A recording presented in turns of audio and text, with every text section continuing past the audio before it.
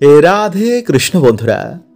বন্ধুরা, রাত পোহালে কাল বছরের শেষ দিন এবং পরশু 2023 সাল শেষ করে আমরা 2024-এ পা রাখব, মানে বছরের প্রথম দিন। শাস্ত্র বলছে যে বছরে প্রথম দিন যদি কিছু কার্য করা যায় বা যদি কিছু জিনিস বাড়িতে কিনে এনে তা সঠিক স্থানে রাখা যায় তো সারা বছর সেই বাড়িতে অর্থ, সুখ, শান্তি প্রদান করে। এবং বছরে প্রথম দিন যারা এই সামান্য ফলটি পায় বা বাড়িতে নিয়ে আসে সেই বাড়িতে স্বয়ং ভগবান বিষ্ণু এবং মা লক্ষ্মী চরণ রাখেন। ফলে সারা বছর কখনো সেই বাড়িতে অর্থ, সুখ, শান্তির কমতি হয় না। তাই অবশ্যই কিন্তু বন্ধুরা আপনারা বছরের প্রথম দিন এই সামান্য জিনিসগুলো বাড়িতে নিয়ে আসতে একদম ভুলবেন না। তো চলুন বন্ধুরা, এবার আমরা জানি যে এই দিনে রান্নাঘরের কোন জিনিসগুলো আপনারা বাড়িতে কিনে আনবেন। নাম্বার 1, ধান অথবা চাল। বন্ধুরা, আমাদের হিন্দু ধর্মে চালকে মা অন্নপূর্ণা বা মা লক্ষ্মীর সাথে তুলনা করা হয়।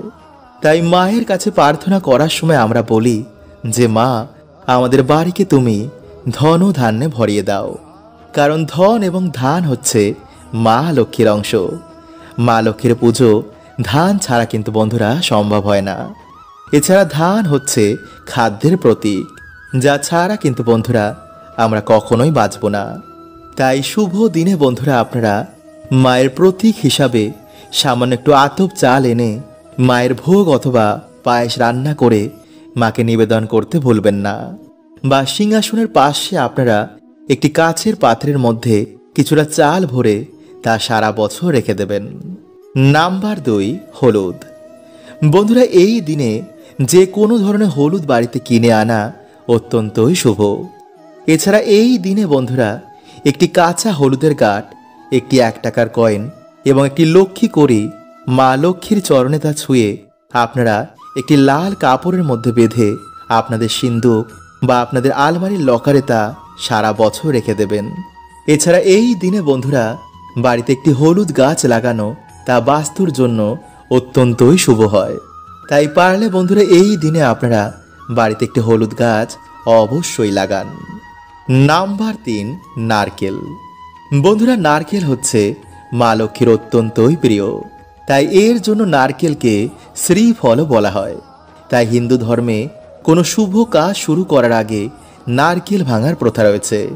মানা হয় যে মা লক্ষ্মীর পুজো কিন্তু নারকেল ছাড়া বা নারকেলের উপকরণ ছাড়া সম্পন্ন হয় না। তাই আমরা প্রত্যেকেই মায়ের পুজোর দিন মায়ের কাছে নারকেল নাড়ু নিবেদন করি, যাতে মায়ের কৃপা এসে আমাদের বাড়িতে পড়ে। নাম্বার 4, ধনে। বন্ধুরা, এই পবিত্র মাসে এই পবিত্র দিনে বাড়িতে ধনে কিনে এনে সন্ধেবেলায় মা লক্ষ্মীর চরণে তা রাখা অত্যন্তই শুভ। কারণ বন্ধুরা ধনে দেখবেন যে তাড়াতাড়ি বৃদ্ধি পায়। তাই এর জন্য ধনেকে সুখ, শান্তি বৃদ্ধি, আয় বৃদ্ধি এবং সমৃদ্ধি বৃদ্ধির সূচক মানা হয়।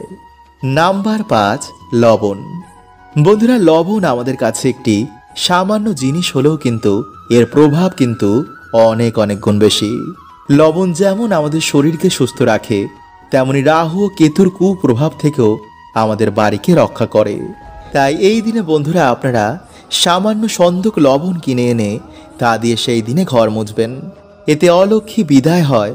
এবং সামান্য লবণ দিয়ে যদি আপনারা এই দিনে মায়ের ভোগ রান্না করে মাকে নিবেদন করতে পারেন তো বন্ধুরা সারা বছর আপনারা মায়ের কৃপায় ধনধান্যে ভরা থাকবেন। বন্ধুরা, জ্যোতিষ শাস্ত্র এবং বাস্তুশাস্ত্রে ময়ূরের পালকের এক বিশেষ মাহাত্ম্য বলা হয়েছে। বাস্তুশাস্ত্রের অনুসার ময়ূরের পালক বাড়িতে সুখ, শান্তি, সমৃদ্ধি আমাদের প্রদান করেন। শাস্ত্রে এটিকে এমন এক যন্ত্র বলা হয়েছে যা ধনকে আকর্ষণ করে। তাই যদি বন্ধুরা আপনারা বাড়িতে ঠিক এই জায়গায় এবং এই দিকে একটি ময়ূরের পালক রাখতে পারেন তো বন্ধুরা বাড়ির আর্থিক উন্নতি অনেক গুণ বেড়ে যাবে। তাই এর জন্য বন্ধুরা আপনাদের মাত্র 3টি ময়ূরের পালক লাগবে এবং কিছু বাস্তু নিয়ম, যা আপনাদের আজকের এই ভিডিওতে আমি জানিয়ে দেব। তাই বন্ধুরা ভিডিওটি একটি লাইক করে কমেন্টে হর হর মহাদেব ও জয় শ্রীকৃষ্ণ অবশ্যই লিখুন। বন্ধুরা, আমাদের হিন্দু শাস্ত্রে এই ময়ূরের পালকের এক বিশেষ মাহাত্ম্য রয়েছে। জ্যোতিষ শাস্ত্র অনুসার যে স্থানে ময়ূরের পালক থাকে সেখানে কখনো গ্রহের খারাপ প্রভাব পড়ে না। পুরাণেও ময়ূরের পালক নিয়ে বিভিন্ন উপায়ের কথা বলা হয়েছে। আয়ুর্বেদেও ময়ূরের পালক নিয়ে এটি বলা হয়েছে যে কিভাবে ময়ূরের পালক বাড়ি থেকে রোগ ব্যাধি দূর করে। সাথে ভগবান শ্রীকৃষ্ণ এই ময়ূরের পালকের অনেক প্রশংসা করেছেন এবং তিনি তা নিজের মুকুটে সর্বদাই ধারণ করেন। ময়ূরের পালক ছাড়া তিনি কখনো কোথাও যান না। তাই ভগবান শ্রীকৃষ্ণ বলেন যে ময়ূর হচ্ছে সুখ, শান্তি, সমৃদ্ধির প্রতীক। ময়ূরের পালক মানুষকে সমস্ত রকম নেগেটিভ ঊর্জা থেকে রক্ষা করে, ফলে সহজেই মানুষের জীবনে সুখ শান্তি ফিরে আসে। তাই হিন্দু ধর্মে ময়ূরকে মা লক্ষ্মী, মা সরস্বতী, শ্রী গণেশ, হনুমানজি এবং কার্তিকীজির সাথে যুক্ত করা হয়েছে। তাই ময়ূরের পালককে ব্যবহার করে সহজেই মা লক্ষ্মীকে প্রসন্ন করে জীবনে সুখ শান্তি সমৃদ্ধি প্রাপ্ত করা যায়। এবং ময়ূরের পালকের সাথে যদি একটি বাঁশি রাখা যায় তো বন্ধুরা এটিকে বাড়ির জন্য খুবই শুভ বলে মানা হয়। নাম্বার 2, বন্ধুরা, যদি আপনাদের বাড়িতে সুখ শান্তি সমৃদ্ধি আসতে বাধার সৃষ্টি হচ্ছে তো বন্ধুরা আপনারা কি করবেন, বাড়ির যে মুখ্য দরজা রয়েছে তার উপর আপনারা গণেশজির প্রতিমা রেখে তার দুপাশে দুটি ময়ূরের পালক রাখবেন। এতে বন্ধুরা আপনাদের বাড়িতে কোনো রকমের নেগেটিভ ঊর্জা আর প্রবেশ করতে পারবে না। এবং যদি বন্ধুরা আপনাদের বাড়ির সদর দরজা বাস্তু নিয়মের বিপরীতে হয় তো বন্ধুরা বাড়ির যে মুখ্য দরজা রয়েছে তার উপরে আপনারা 3টে ময়ূরের পালক টানিয়ে দিন। এতে বন্ধুরা আপনাদের বাড়ির বাস্তু ঠিক হয়ে যাবে। নাম্বার 3, বন্ধুরা, যদি আপনাদের ওপর গ্রহের খারাপ দৃষ্টি চলে, রোগ ব্যাধি যদি আপনাদের ঘিরেই থাকে, কিছুতেই যদি বাড়িতে উন্নতি না হয় তো বন্ধুরা আপনারা একটি ময়ূরের পালক নিয়ে তাতে গঙ্গা জল ছিটিয়ে বা শুদ্ধ জল ছিটিয়ে ভগবান শ্রীকৃষ্ণের নাম নিয়ে বাড়িতে এমন জায়গায় রেখে দিন যেখানে কেউ সে জিনিসটিকে দেখতে না পায়।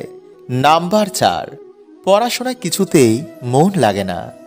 বন্ধুরা, যাদের পড়াশোনায় একদমই মন বসছে না বা পড়া মুখস্থ থাকছে না তারা কি করবেন, একটি ময়ূরের পালক নিয়ে তাতে গঙ্গাজল ছিটিয়ে মা সরস্বতীর পায়ের কাছে রেখে দিন। পরের দিন আপনারা সেই ময়ূরের পালকটিকে নিজের বইয়ের মধ্যে রেখে দিন। এতে আপনাদের পড়াতে অবশ্যই মন বসবে। নাম্বার 5, যাদের বাড়িতে ছোট বাচ্চা বা কারোর ওপর নজর বারবার লাগে তারা বালিশের নিচে একটি ময়ূরের পালক রেখে রাতের বেলায় ঘুমিয়ে পড়ুন। পরের দিন আপনারা সেই ময়ূরের পালকটি নিয়ে গিয়ে কোনো প্রবাহমান জলাশয়ে ভাসিয়ে দিন। নাম্বার 6, শত্রুনাশ। বন্ধুরা, কেউ যদি আপনাদের পিছনে বারবার লাগছে তো মঙ্গলবার দিন আপনারা হনুমানজির মাথার সিঁদুর নিয়ে সেই ময়ূরের পালকে লাগিয়ে দিন। সকালে স্নান করেই সেই শত্রুর নাম নিয়ে আপনারা কোনো জলাশয়ে ভাসিয়ে দিন। নাম্বার 7, বন্ধুরা, যদি আপনাদের কোনো মনোবাসনা এখনো বাকি রয়েছে বা আপনাদের আর্থিক উন্নতি চাই তো স্নান করে সে ভগবান রাধা কৃষ্ণের মন্দিরে গিয়ে বা বাড়িতেই ভগবান শ্রীকৃষ্ণের মাথায় ময়ূরের পালকটি বেঁধে দিন এবং নিজের মনের যা ইচ্ছা রয়েছে তা ভগবানকে বলুন। দেখবেন কিছু দিনের মধ্যে আপনাদের বাড়িতে সুখ শান্তিতে ভরে গেছে। বন্ধুরা, আপনারা সকলেই ডুমুর গাছ দেখেছেন, তাই না? কিন্তু বন্ধুরা আমরা বেশিরভাগ মানুষ এটা জানি না যে এই গাছের মধ্যে ভগবান বিষ্ণুর বাস হয়। আসলে বন্ধুরা, একটি পৌরাণিক কথার অনুসার যখন ভগবান বিষ্ণু নরসিংহ অবতার নিয়েছিলেন এবং তার লীলা যখন সমাপ্ত হয়ে যায় তারপর বন্ধুরা তার নখ ডুমুর গাছের নিচে রেখে দেওয়া হয়। এরপর যখন ভগবান বিষ্ণু সেই নখ নিতে আসেন তখন দেখেন যে সেই নখের জন্য ডুমুর গাছের গায়ে কাটা কাটা দাগ হয়ে গেছে। তখন ডুমুর গাছ বলেন, হে প্রভু, আপনি আমার সাথে এমন কেন করলেন? তখন ভগবান বলেন, ডুমুর, এই ক্ষতিপূরণের জন্য আমি সর্বদাই তোমার কাছে নিবাস করব এবং যে শ্রদ্ধা মনে গাছের পুজো অর্চনা করবে তাদের সকল মনোবাসনাও পূর্ণ হয়ে যাবে। তাই বন্ধুরা, অগ্নি পুরাণে অনুসার কিছু কিছু গাছের মধ্যে কোনো না কোনো দেবদেবীর আশীর্বাদ রয়েছে, যেমন ধুতরা, নীলকণ্ঠ এবং আকন্দ। বন্ধুরা, এই সব গাছের মধ্যে ভগবান শিবের আশীর্বাদ রয়েছে। ঠিক তেমনি তুলসী, ডুমুর এবং কলা গাছ। বন্ধুরা, এই সমস্ত গাছের মধ্যে ভগবান বিষ্ণুর বাস। এছাড়া বন্ধুরা, কিছু কিছু গাছে আবার নেগেটিভ এনার্জির বাস হয়। তাই এর জন্য বন্ধুরা বলা হয় যে কখনো কোনো গাছের গোড়ায় প্রস্রাব করতে নেই। এতে বন্ধুরা না জেনেই আমরা বাড়িতে দুর্গতি ডেকে আনি। তাই যদি বন্ধুরা আপনারা চ্যানেলে নতুন হন তো চ্যানেলটি সাবস্ক্রাইব করে পাশের বেল আইকনটিকে অল করে রাখবেন।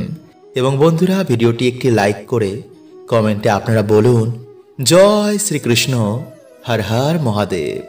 তাই চলুন বন্ধুরা, এবার আমরা জেনে নিই সেই টোটকাটির ব্যাপারে। বন্ধুরা, আপনারা দিনের বেলায় একটি ঘটিতে কিছুটা গঙ্গা জল নেবেন এবং একটি ধূপ নেবেন। এরপর বন্ধুরা আপনারা সেই গঙ্গা জল ডুমুর গাছের গোড়ায় ঢেলে দেবেন। এরপর আপনারা এই মন্ত্রটি 3 বার বলবেন। আর সেই মন্ত্রটি হলো বন্ধুরা, ওম ভগবতে বাসুদেবায় নমঃ। এরপর বন্ধুরা আপনারা সেই ধূপ দিয়ে ভগবান বিষ্ণু ভেবে সেই গাছটির পুজো অর্চনা করুন।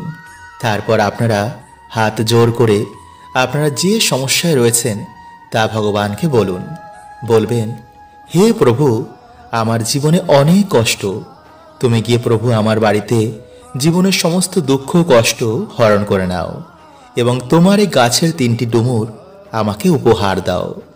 এরপর বন্ধুরা আপনারা গাছ থেকে যতটা ডুমুর লাগবে তা আপনারা এনে একটি লাল কাপড়ের মধ্যে বেঁধে যেখানে আপনারা টাকা পয়সা রাখেন সেখানে রেখে দেবেন। একটি ডুমুর আপনারা লাল কাপড়ের মধ্যে বেঁধে আপনাদের যে সদর দরজা রয়েছে সেখানে টানিয়ে দিন। আর একটি ডুমুর আপনারা শোয়ার যে বালিশ রয়েছে তার মধ্যে আপনারা একটি লাল কাপড় বেঁধে রেখে দিন। কিন্তু বন্ধুরা, এই বালিশের মধ্যে যেন আর অন্য কেউ না ঘুমায়। যদি বন্ধুরা আপনারা এইভাবে 7 দিন ঘুমাতে পারেন তো বন্ধুরা আপনারা নিজেরাই দেখবেন যে আপনাদের দুর্ভাগ্য কেমন সৌভাগ্যে পরিণত হয়েছে। কিন্তু বন্ধুরা, যদি আপনারা পারেন তো সেই দিন নিরামিষ আহার গ্রহণ করেই এই কাজটি করবেন। আর স্নান করে তবেই বন্ধুরা আপনারা কিন্তু এই গাছের গোড়া যাবেন। হরে কৃষ্ণা, ওম নমঃ শিবায়।